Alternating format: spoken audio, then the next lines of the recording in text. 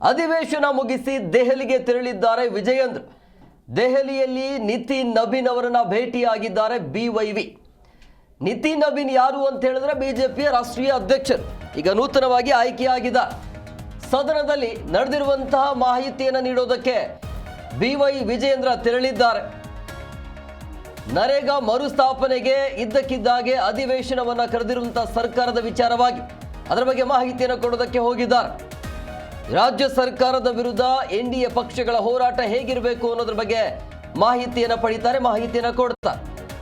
NDA ಹೋರಾಟದ ಬಗ್ಗೆ ಮಾಹಿತಿಯನ್ನು ನೀಡಲಿದ್ದಾರೆ ಬಿವೈ ವಿಜಯೇಂದ್ರ ಅವರು.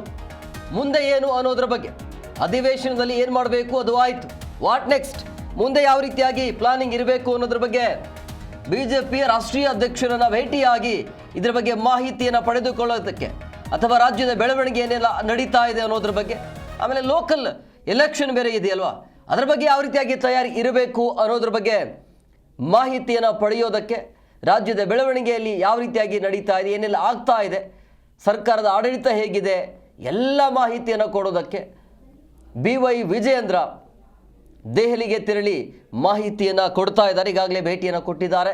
ಆ ಎಕ್ಸ್ಕ್ಲೂಸಿವ್ ಫೋಟೋವನ್ನು ಕೂಡ ನೀವು ನೋಡ್ತಾ ಇದ್ರಿ. ಮುಂದೆ ಏನು ಮಾಡಬೇಕು ಅನ್ನೋದು, ಈಗ ಏನು ಮಾಡೋಕ್ಕಂತೂ ಸಮಯ ಇಲ್ಲ. ಏನಿದ್ರೂ ಕೂಡ ಲೋಕಲ್ ಎಲೆಕ್ಷನ್ ಇದೆ, ಗ್ರಾಮ ಪಂಚಾಯಿತಿಯಿಂದ ಹಿಡಿದು ತಾಲೂಕು, ಜಿಲ್ಲಾ, GBA ಇದೆಲ್ಲ ಎಲೆಕ್ಷನ್ ಇದೆ. ಅಭ್ಯರ್ಥಿಗಳ ಆಯ್ಕೆ ಹೇಗಿರಬೇಕು ಅನ್ನೋದು, ಯಾವ ರೀತಿಯಾಗಿ ಸ್ಥಳೀಯವಾಗಿ ಇಲ್ಲಿ ಬೂತ್ ಲೆವೆಲ್ ಮಟ್ಟದಲ್ಲಿ ಯಾವ ರೀತಿಯಾಗಿ ಕಾರ್ಯಕರ್ತರನ್ನ ಹುರಿದುಂಬಿಸಬೇಕು ಅನ್ನುವಂಥ ಲೆಕ್ಕಾಚಾರ ಇರುತ್ತೆ. ಸೊ ಹಂಗಾಗಿ ಹೋರಾಟ ಪ್ಲಸ್ ಮುಂದಿನ ಚುನಾವಣೆಗೆ ತಯಾರಿ, ಎರಡೂ ಅಂಶಗಳ ಆಧಾರದ ಮೇಲೆ ಈ ಒಂದು ಭೇಟಿ ಅಂತೂ ಇದೆ.